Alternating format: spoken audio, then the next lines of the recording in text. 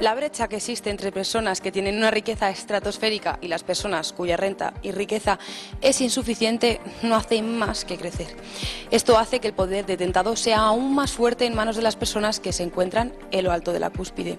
En España, sin ir más lejos, existen demasiados trabajadores pobres, es decir, que a pesar de poder disponer de un empleo, no son capaces de llegar a fin de mes realizando un gasto normal y sin hacer despilfarro alguno. Y nos preguntamos, ¿cuáles son las causas de esta situación y sus consecuencias? ¿Es posible llegar a equilibrar el poder y la pobreza? ¿Pero de qué manera? Numerosos estudios confirman que el 82% del dinero que se generó en el mundo en 2017 fue al 1% más rico de la población global. Estos datos demuestran que la riqueza del mundo no solo sigue en manos de una pequeñísima minoría, sino que la brecha entre los superricos y los pobres no deja de elevarse. En la actualidad existe una concentración de riqueza tan grande que unas cuantas familias o empresas poseen una mayoría de la riqueza existente en la Tierra, de un modo nunca antes visto.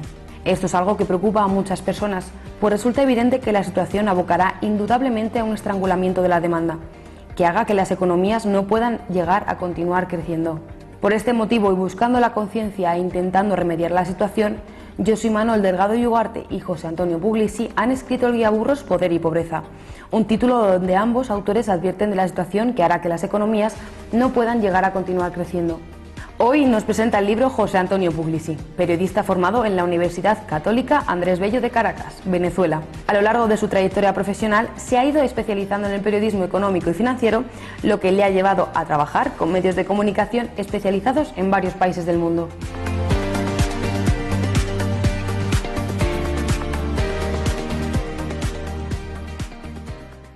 Economía de mercado versus economía planificada.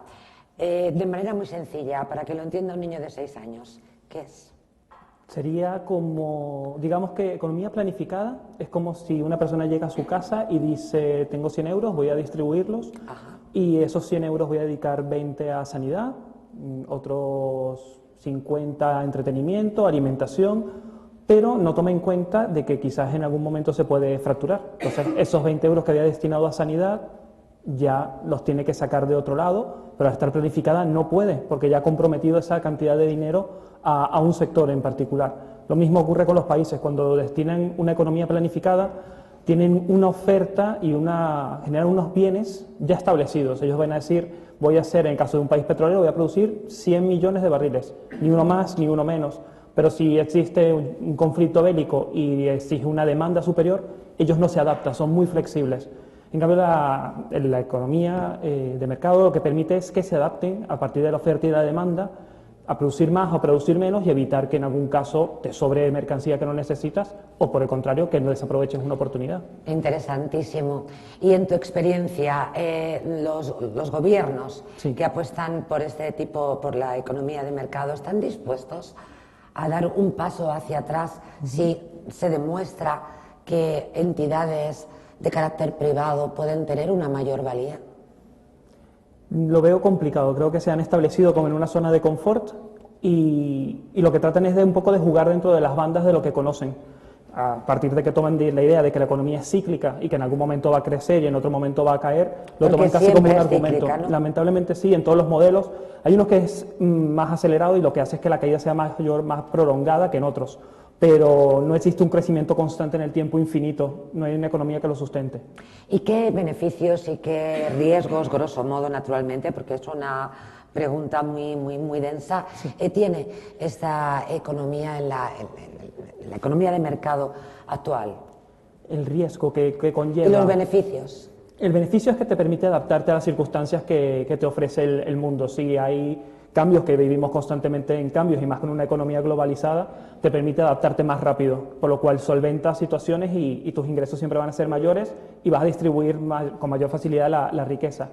El riesgo, que sueles olvidarte a sectores menos privilegiados de la sociedad, sueles olvidarte de aquellos sectores que tienen menos capacidad de cambio. Se ha visto, por ejemplo, en el caso de la minería, que era un sector que no ha logrado evolucionar al mismo ritmo que otros sectores económicos y que ha terminado en una situación muy controvertida.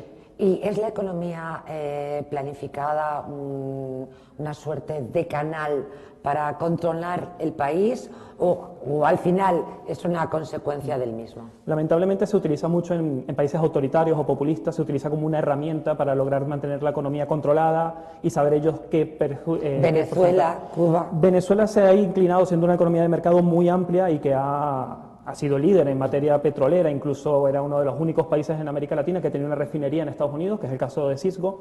Eso le permitía ser pionero dentro de la región, ha ido a todo el caso opuesto, se ha ido a un control de mercado, a una planificación, y además el mayor pecado de Venezuela es que no es una planificación real, es una planificación más basada en objetivos ideológicos que económicos, lo cual es un asesinato de la economía. Y como idea, ¿es posible que los gobiernos con economías planificadas a día de hoy podamos decir que son el mayor ejemplo de corrupción lamentablemente internacional? Sí, la corrupción con la economía planificada está muy vinculado porque permite que el gobierno, los funcionarios públicos estén muy relacionados con qué se va a producir, cuánto se va a producir, y si hay una mínima modificación, aunque esté planificada de un año a otro, puede ser un margen de ganancia para ellos o para facilitar obras públicas, mientras que la economía de mercado invita ya a que haya ciertas competencias de mercado y eso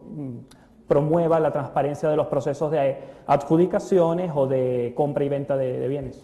Me ha interesado mucho en la idea del libro en el que planteas el binomio, la relación entre las redes sociales, las nuevas tecnologías y la economía planificada.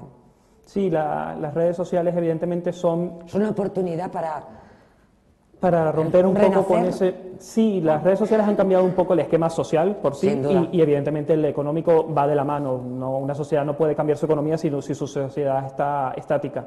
Las redes sociales lo que han permitido es mostrar que esa economía planificada, en la obsoleta que es y cómo puede funcionar como un canal para intentar modificarla desde sus cimientos, por lo cual crearía una nueva tendencia. No podría ser una economía planificada per se, pero sí utilizar nuevos canales para tratar de convertirla en un punto intermedio. La sanidad, sin ninguna duda, pues tiene una importancia vital para la economía de los países. Este libro de Poder y Pobreza tiene 3 grandes pilares, hemos abordado uno de manera naturalmente sucinta y ahora quisiera hablar de la sanidad. ¿Es la economía de la salud la única fórmula para garantizar el correcto funcionamiento y la rentabilidad de los mercados sanitarios? Sí, nos hemos dado cuenta, mientras escribíamos el libro, que se han intentado implementar diferentes modelos económicos a la sanidad y la mayoría, casi todos ellos, son deficitarios. Es muy difícil una economía que permita que la sanidad pública sea totalmente rentable.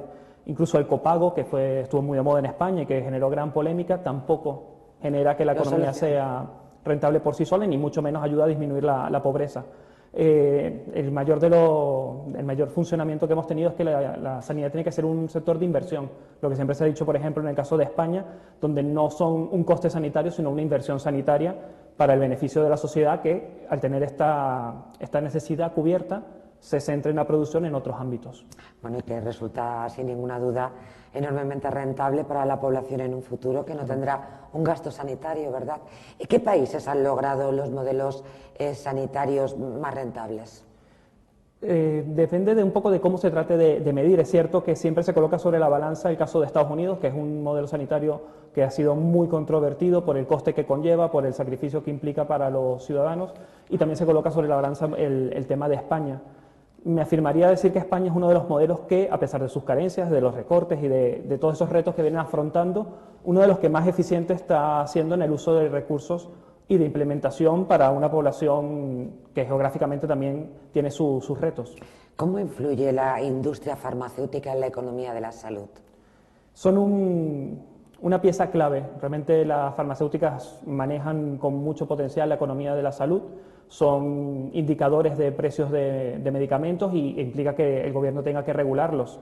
Empezamos con todo este tema de si el medicamento entra en la sanidad pública, si no entra, por qué no, y nos hemos dado cuenta de eso, de que las farmacéuticas juegan un papel fundamental para determinar si la economía de un país sanitaria puede ser rentable o no. Qué potente, Poder y Pobreza. Me he quedado con las ganas de poder abundar en la tercera pata, que es la economía y el medio ambiente, pero seguro que vamos a tener una nueva oportunidad, los lectores, sin ninguna duda. Muchísimas gracias. Muchísimas gracias.